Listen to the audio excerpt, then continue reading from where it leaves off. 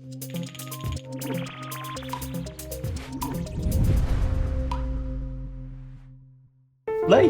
Jack?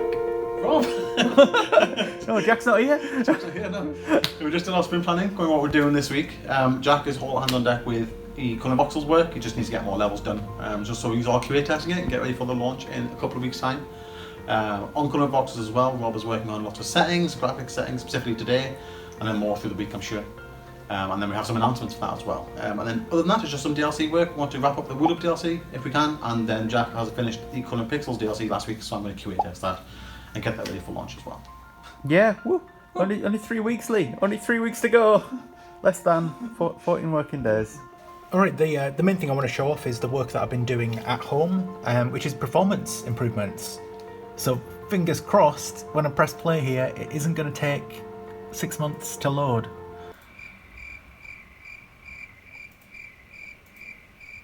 Oh, come on, Unity. Come on. Oh, see, that wasn't too bad, was it? That wasn't too bad. So all of this rendering for the main menu has been swapped out for ECS. We're running at a fairly high FPS. I do get a lot higher at home. I get like 150. I think this is VSync locking. Yeah, it is. Yeah, it's capping itself at 60.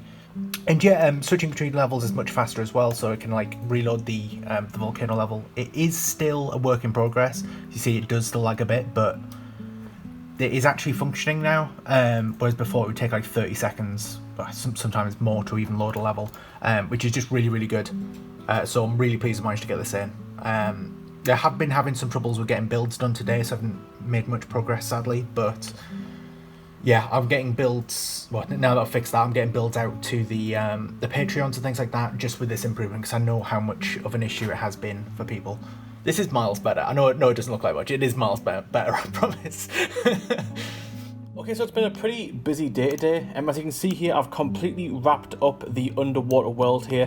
I spent a lot of time this morning sort of tweaking the sort of upper half, or the upper section above the water here. And you can see here, I actually did a new design for the boat. I did not like the sort of fisherman style that was coming out of it. I just didn't think it made sense with the sort of jet ski and the flamingo float here. I thought I'd try to give it a bit more of an exotic look. So you can see I've done I think it's called a sunboat? Sunboat? A sunfish boat? No, I think it's a sunboat. But it's sort of like the classic sort of sailboat here with the sort of windshield control in the direction. I think it looks really nice. I'm really proud of how the sail came out. I essentially just drew it in flat and then just extruded each part out individually. I think it gave a pretty nice effect to make it look a bit more 3D. As you can see here as well, I've added lots of water effects, like things such as the shark here, the hammerhead under the water, with the water sort of trailing behind the fins, and I've added that to every other object here as well, including ones where it's not exactly elevated water, it's just more of an effect. I think it looks really nice. And I've also added in a little chain here to the buoy / buoy, depending where you're from. That's anchored down here. So that's all been exported now for Rob, and he's going to try to do some in-water effects here. What he's going to try to do is export down the water here to the floor. So that looks pretty good. But as for now, I'm going to jump over back to the planetarium world and see how much I can get done of that. I was about to say soul-crushing day for me today. I usually describe this work as, but I've been working on the settings menu. There are two bits of the settings menu that I always hate, and that is the graphics settings and rebindable keys, which is why we just avoid them like the plague. But sadly, the display settings is something that we really, really need in the game. So I've just been working on that today. You can see the FPS counter is a bit broken at the moment, but I've really been working on that today. I've been working on the pop-up that says, "Are you sure?" Just basically trying to get this working in 3D UI. I think we can make it look a bit nicer, but it looks alright at the moment. So essentially, I turned VSync off there, so when I wait for this timer to time out, it'll turn itself back on. But if I want it to stay, I'll select it to keep, and you see that it's off there. So this works for these three. I just need to get VSync working. It's a little bit more complicated because, not VSync, FPS, sorry. It's a little bit more complicated because, yeah, well, as soon as you touch the slider, that happens for one. We need a setting for making it, yeah, it completely breaks it. We need a setting to make it unlimited FPS as well as like a lot of the common ones. It needs to be dynamic based on the screen that you're using as well. So a bit more complicated, but I think the bulk of the work should be done. Alright, Cool, so I've been working on a few more settings. So the graphic settings are all working now, that's all good. And you only get the pop-up when you actually need it. Because I think changing the resolution is one of them. But yeah, I've just been adding this little sort of like a view icon you can see on this level here. So basically when you complete a level, people were wanting the opportunity to disable the viewing of it in the main menu, just so you can see past things and see the layers as you build up. So fingers crossed if I press this one, you see this little blue bird will disappear.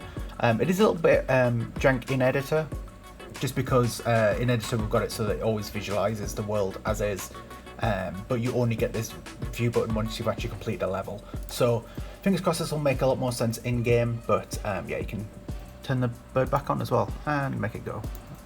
So I spent yesterday doing the vlog, that's all ready to go now, and today it's making a big start on the Coloring Voxels QA testing. So you saw there I've just finished up the brewing image.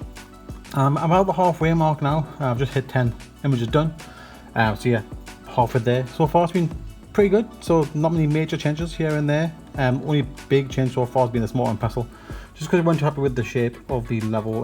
Went with this sort of shape, sort of rounding it off more, makes a bit more sense, but it's not that big of a change in reality. So yeah, nearly there now. All that's left is to go through the rest of these images and see how we got on with those. I think some of the colour counts were looking a bit high when Jack was first making those. I'm keeping an eye on that, but looks like he's trimmed them down quite a bit. So today I've been working on something a little bit different. I've been working on the sort of shader effects that are going to go into the individual levels for, you know, the dungeon and underwater, things like that. As you can see, it's coming along pretty well. My PC is doing a little bit, so sorry for the jitteriness, but as you can see here, I've added some effect to the sort of acid lake at the bottom here of this dungeon level. I'm doing this just so, like, when Lee's making the trailer, everything looks a bit jazzed up and a bit more finalized, as the shaders haven't been really worked on since the medieval world, so I'll start getting that locked in now. And overall, I'm pretty proud of it. It took a little while to figure things out. I'm not used to working in Unity shaded graphs, so it was a bit complex at start, but I'm getting there slowly with the help of Rob. I'm getting there. But it was quite a simple process for this one, just making a sort of, I followed a tutorial, making pulse and sort of get that emissive effect. But as well, I've also been working on the cave scene. How do I get back to it? 5 hours later. Here we are. So you can see as well, I used that sort of pulsating effect that I used on the acid mine, also the acid lake, to sort of incorporate that into the crystals as well. I thought it would be quite cool if the crystals are sort of pulsing a little bit. And it took a little while to figure out how the colours work for the individual emissives, but I got there in the end. I think it looks pretty good. It's a pretty simple, but it's an effect that stands out quite a lot. And Rob did say that when it's actually in engine, there'll be a bit of a bloom effect as well, so it should even look better in game too. So I've also put a very simple emissive on the mine entrance, and these crystals here in the minecart also light up too. So yeah, I'm going to carry on doing some more dungeon stuff. I think we're going to jump over to the cauldron level now and see if I can do any cool effects in there. So I finished up the last of the Coloring Voxels QA today. There's only 2 left to do, so it's pretty straightforward. And then following that to be in this big task that we've been waiting on is just sort of a large post to put onto the Coloring Voxels Steam store page, so the community page. And it's just going over sort of the launch schedule, what to expect when the DLC is coming out, what the pricing is going to be at, explaining why it's this price. And the themes, the same sort of voting method we have for Coloring Voxels. We're going to use the Coloring Voxels as well. We've been linking that as well, so yeah, all the patrons are aware you can vote on what DLC is coming out. This one is currently winning. And yeah, you can check that out as well. Make sure you join the Discord if you haven't already, if you want to get involved in the actual voting process. Because you don't need to be a patron, you can still suggest ideas and vote on them in the Discord as well. So yeah, make sure you check that out. And now that that's done, and well, it's getting reviewed by Rob, make sure it's good enough, I'll be going on to Loop to start the rest of the levels there. Okay, so me, Rob and Lee are working on example levels to show off to the community so they can pitch in some ideas too when they make their levels. As you can see here, this is mine. Rob made a sort of toast level which was a bit smaller, and I wanted to do a bit of a bigger level to sort of show off some of the deal that you can capture in these voxel levels. And I thought I would do like an isometric sort of room here. I've drawn quite a lot of isometric designs for Coloring Voxels, but nothing so far for voxels, and I kind of wanted to see what it would look like. And overall it looks really good. I'm really proud of this. It came out pretty well, and I even did the exterior to a degree as well, as I thought the brick wall looked a bit boring, so I've got a bit of a fire escape here and some plants hanging on these, I think we call these like sort of structures that people put on the outside of the walls. As well, the cupboard, has an inside as well. I'm not sure if I mentioned, but I did do a time lapse so you can see me building all this in. And even the bed, if you can see, has some things under it. So yeah, that's my example. I know Lee's about to do his, so hopefully his will, I'm not sure what size he's going to go for, but this is a nice bit of a different one from Rob. So yeah, that's mine.